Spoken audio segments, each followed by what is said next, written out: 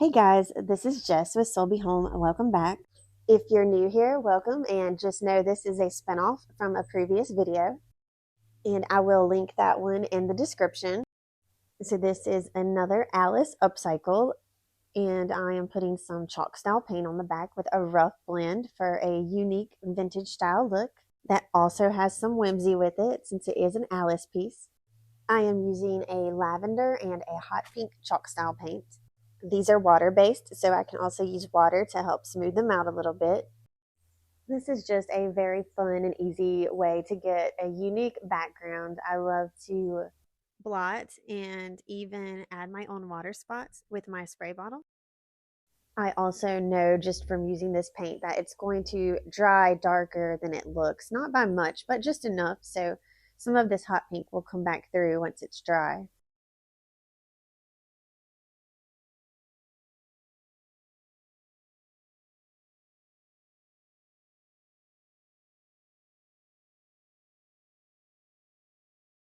And now I'm going to use some amazing casting resin to cast a few moldings. I knew I wanted some Alice pieces and some florals.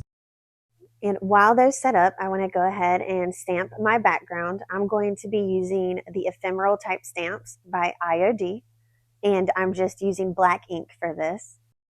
And I liked the other piece that I did so much using a stamp collage in the background. That's what I've decided to do for this one.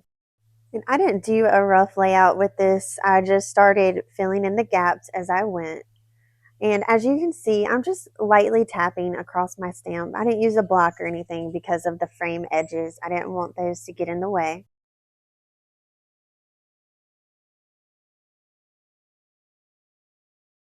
And I wanted a butterfly and some other elements that were smaller, so I grabbed Countryside Memoirs, which is one of my most used packs of stamps, and started to fill in some of the other gaps.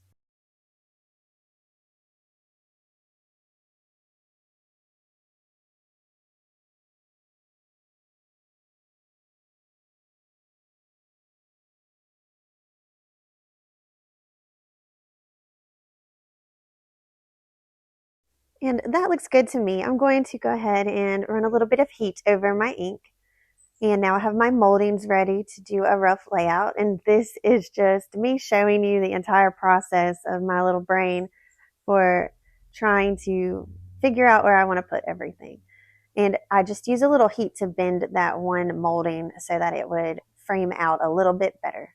And I know it might look like the flowers are upside down to some, and yes, they are. They're draping down into the project. To me, that's how I wanted them to look. I think that it gives a good whimsical element to an Alice project when you do things in a way that they're not necessarily meant to be aligned.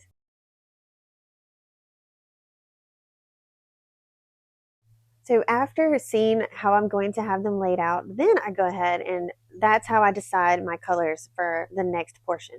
I ended up choosing a gray chalk style paint, which stuck to my resin without gesso being needed. And then I'm going over it with a metallic gold paint. And this is just kind of a light coverage. I want to see some of that gray underneath.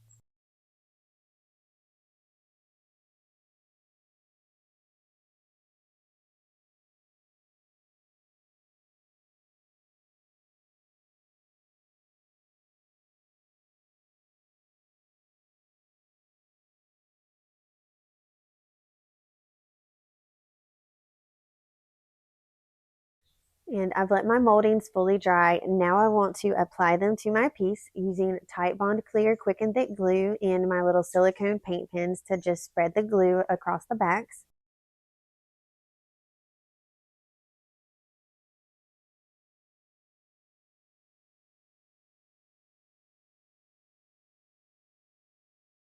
And I'm going to clean the edges up of the glue as I go. Even though it dries clear, you can definitely still see it. So you want to clean that up before it sets up too much.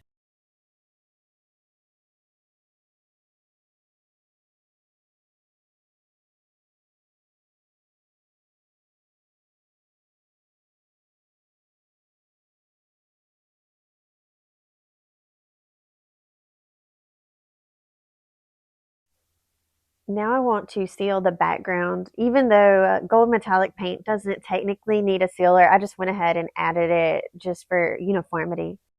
And this is General Finishes Satin Clear Coat. So now I was thinking that I wanted to add a gray glaze, but I end up removing it. But I want to still show you how I actually removed it. And here is my non-lap kitty once again in my lap while I'm trying to paint something. I guess he kind of is a lap cat at this point. He's getting a little sweeter in his old age. Raja is 14 years old. He was 4 when my daughter was born, and he just never got over not being the baby anymore. And he's not necessarily mean to the kids, but if they leave their door open, he will leave them a little present on their bed, which is not fun. My daughter looks exactly like me right now and was sitting in my spot on the couch, and the cat accidentally got in her lap for a few minutes. And when he looked up and realized who it was, he freaked out, which was hilarious. He doesn't usually make mistakes like that. But anyways, that's enough about my cat. I'm removing the glaze now. Mostly, it's still kind of going to be around some of the edges, but I'm taking a baby wipe. Since I had applied that General Finishes sealer, this is a very easy process to remove. And I did that just because I wanted more of the pink to show through. I love how this one turned out. It's a unique look, and I will definitely use this gray and gold technique again. I really like the appearance of the moldings. Thanks so much for watching. Please remember to like and subscribe. Check out my Instagram and Facebook page as well. Have a great week.